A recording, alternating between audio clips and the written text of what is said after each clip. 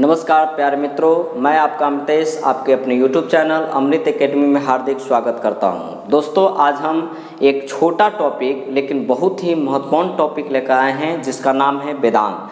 आप इसे अच्छी तरीके से पढ़ेंगे क्योंकि आगे बहुत सारे एग्जाम हैं जिसमें इस टॉपिक से संबंधित बहुत सारे प्रश्न पूछे जा सकते हैं। चलिए हम बिना देरी किए हुए आज स्टार्ट करते हैं वेदांत। सबसे पहले जानते हैं कि आखिर यह वेदांत होता क्या है। तो वेदांत वेदों का अंग है। इसका अर्थ होता है वेदों का अंग। जिस तरीके से शरीर में विभिन्न अंग होते हैं और उसकी सहायता से हम बहुत सारे काम करते हैं, उसी तरीके से वेदांग जो है वो वेदों का अंग होता है। यानी बिना वेदांग की सहायता से वेद को हम अच्छी तरीके से न पढ़ सकते हैं, न समझ सकते हैं, न ही उसका हम लोग उच्चारण कर सकते हैं। इसलिए हमेशा रखिएगा ध्यान, वेदांग क्या है तो वेदों का अंग है और इसीलिए इस वेदांग शब्द का अर्थ बताया गया है वेदों का अंग। अब इसकी परिभाषा सबसे सिंपल है। परिभाषा क्या है तो वेदों के अर्थ को आसानी से या सरलता से समझने के लिए वेदांग की रचना की गई। यानी वेद के अर्थ को हम लोग तभी आसानी से समझ सकते हैं जब हम लोग वेदांग अच्छी तरीके से जानेंगे या समझेंगे। अब वेदांग कितने हैं तो हमेशा रखिएगा ध्यान, वेदांग की संख्या 6 है, जिसमें ज्योतिष है, शिक्षा है, व्याकरण है, निरुक्त है, कल्प है और छंद है। यानी ये जो 6 हैं यही 6 का 6 वेदांग होगा। ये 6 जो वेदांग है ये वेद का अंग होता है जो वेद के विभिन्न पार्ट्स को डिनोट करता है। जैसे ज्योतिष जो है यह वेदों का आँख होता है, यानी वेद का जो आँख होता है उसी को ज्योतिष कहेंगे।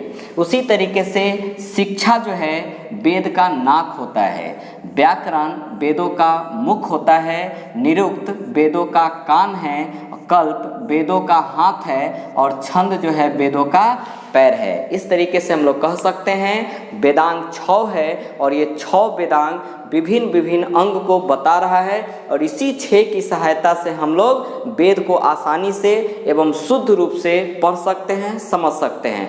आखिर यह 6 वेदांग क्या है, आइए उसे देखते हैं। जैसे सबसे पहला टर्म आया है इसमें ज्योतिष। ज्योतिष क्या होता है तो ज्योतिष की रचना लगध ऋषि ने किया था। यानी ज्योतिष को कौन लिखा था तो ज्योतिष की रचना लगध ऋषि ने किया था। इसकी पहली पुस्तक का नाम है वेदांग ज्योतिष। यानी क्वेश्चन पूछा जाए कि ज्योतिष किसने लिखा था तो ज्योतिष लगध ऋषि ने लिखा था और ज्योतिष की जो पहली पुस्तक है या प्राचीनतम जो पुस्तक है उसका क्या नाम है तो उसका नाम है वेदांग ज्योतिष। आखिर ज्योतिष को बनाने का उद्देश्य क्या था तो ज्योतिष को पढ़ने का या बनाने का उद्देश्य था कि शुभ मुहूर्त में धार्मिक अनुष्ठान करने के लिए सही समय को ज्ञात करना। जैसे अगर हम कोई काम शुभ धार्मिक अनुष्ठान यज्ञ इत्यादि करते हैं तो उसमें बहुत सारे ग्रह नक्षत्र उस सब को देखना पड़ता है कि शुभ समय है या नहीं, और उसके आधार पर हम लोग अच्छे काम या शुभ काम को करते हैं। और वही ज्योतिष का एक अंग है जो कि ज्योति से बना है। यानी आँख को ही हम लोग ज्योति कहते हैं और इसी से बना हुआ है ज्योतिष। और आँख को जिस तरीके से ज्योति कहते हैं उसी तरीके से वेद का जो ज्योति है, आँख है, वो ज्योतिष है। और यह पता करता है, यह बताता है कि सही समय क्या होगा जिस समय पर आप अच्छे धार्मिक कार्य एवं अनुष्ठान को कर सकते हैं।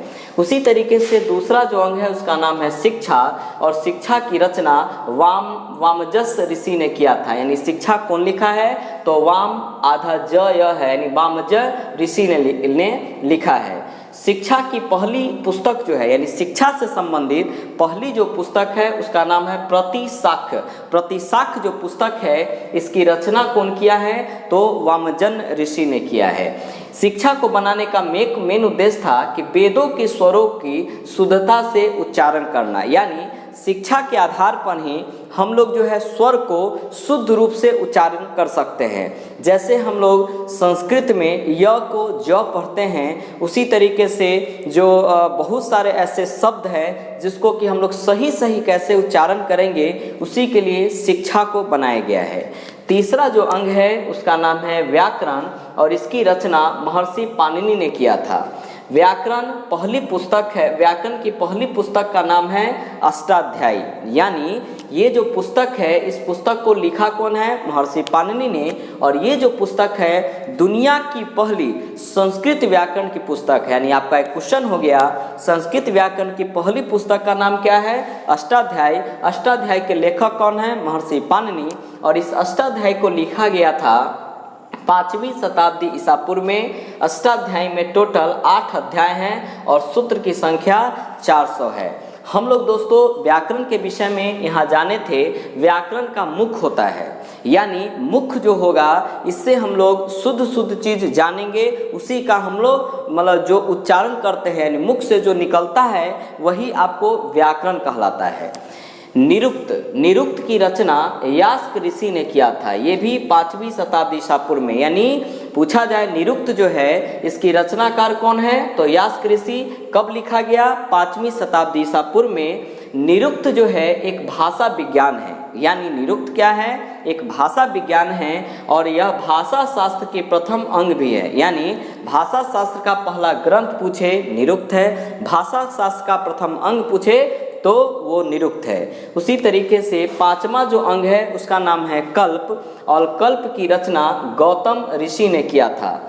जितने भी सूत्र ग्रंथ है उसे कल्प कहा जाता है। जितने भी सूत्र ग्रंथ धार्मिक में या वेदों में कहे गए हैं वो सब सूत्र का ही एक अंग है। और इसको बनाने का मेन उद्देश्य क्या था? कल्प को बनाने का मेन उद्देश्य था कि कर्मकांड से संबंधित विधि और नियम का उल्लेख करना। यानी हम लोग जो पूजा पाठ करते हैं उसी को कर्मकांड कहते हैं। और कर्मकांड में बहुत सारे नियम एवं विधि हैं कि किस चीज़ के बाद क्या करना है, किसके बाद कौन से नियम का पालन करना है। उन सभी चीज़ों को अच्छी तरह जानने के लिए कल्प को जानना बहुत ही जरूरी है। और एक आखिरी अंग है जिसका नाम है छंद। छंद की रचना पिंगल ऋषि ने किया था। छंद से संबंधित पहली जो पुस्तक है उसका नाम छंद सूत्र या छंद शास्त्र है। यानी छंद की पहली पुस्तक का नाम क्या है? छंद सूत्र या छंद शास्त्र। और इस पुस्तक के लेखक कौन है? नाम है उसका पिंगल ऋषि। जितने भी वैदिक साहित्य है उसमें छंदों की संख्या 6 बताई गई। यानी क्वेश्चन होगा छंद कितने हैं? तो 6। और ये 6 छंद लिखा हुआ है, जिसमें एक छंद का नाम है त्रिष्टुप, दूसरे का नाम है गायत्री, तीसरे का नाम है जगती, चौथे का नाम है अनुष्टुप, 5वां का नाम है बृहति और 6ठा का नाम है उसनी। यानी छंदों की संख्या 6 है। ये 6 जो छंद हैं इसमें ऋग्वेद में सबसे जो लोकप्रिय जो छंद है उसका नाम है त्रिष्टुप। इसका ऋग्वेद में उल्लेख 4253 बार किया गया है। इसलिए हम लोग रखेंगे ध्यान, वेदांग 6 है। वेद को अच्छी तरह पढ़ने एवं समझने के लिए वेदांग हमें जानना चाहिए। इसे आप देखें और अगर अच्छा लगे आप इसे शेयर करें, लाइक करें। तब तक के लिए धन्यवाद।